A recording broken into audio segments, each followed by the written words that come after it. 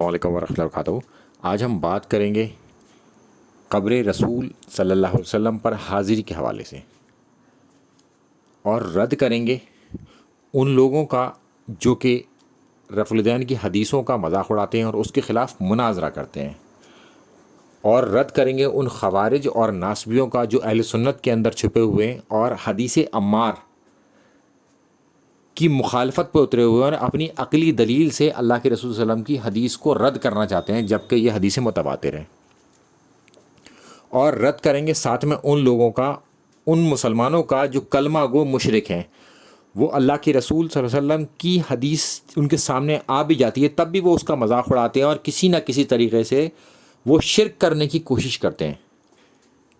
قبروں کو پکا کرنا، ان پر عمارت بنانا، ان میں اضافہ کرنا، جن چیزوں کے لیے منع کیا گیا ہے وہی کام کرتے ہیں، اور اللہ کے رسول صلی اللہ علیہ وسلم کی حدیثوں کا مذاق اڑاتے ہیں۔ نہ کہ صرف مذاق اڑاتے ہیں بلکہ اس کے مقابلے پر آگے کھڑے ہو جاتے ہیں، اپنی عقلی دلیلیں لگانے لگتے ہیں، اور کسی شخص کو اگر وہ رفع الیدین کرتے ہوئے دیکھ لیتے ہیں اپنی مسجد میں تو اسے مسجد سے نکال بھی دیتے ہیں۔ کبھی کبھی اس کے خلاف پورا محلہ مل کے، سارے لوگ مل کے چڑھائی کرتے ہیں اسی گھر کے اوپر۔ تو ڈر جانا چاہیے ایسے لوگوں کو، کیونکہ اللہ کے رسول صلی اللہ علیہ وسلم کے سامنے آواز اونچی کرنے کو بھی اللہ تعالیٰ نے منع فرما دیا۔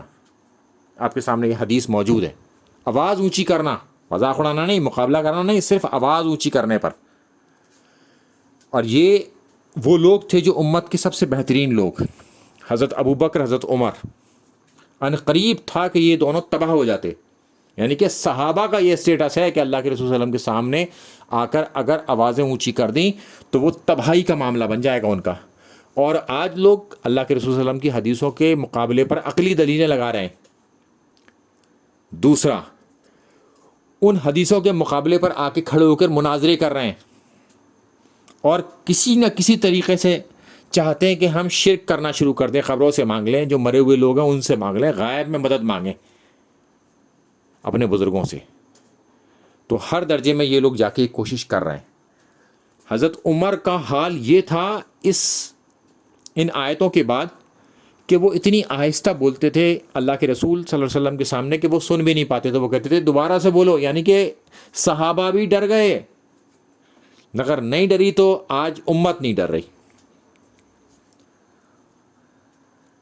اللہ تعالیٰ نے ان لفظوں کو بھی انکار کر دیا کہ یہ لفظ بدل دیے کہ رائنا، صحابہ کہتے تھے تو یہودی اس کو بگاڑ لیتے تھے، عرب اس کو بگاڑ لیتے تھے، کہتے تھے کہ ہمارے چروائے، اے ہمارے چروائے۔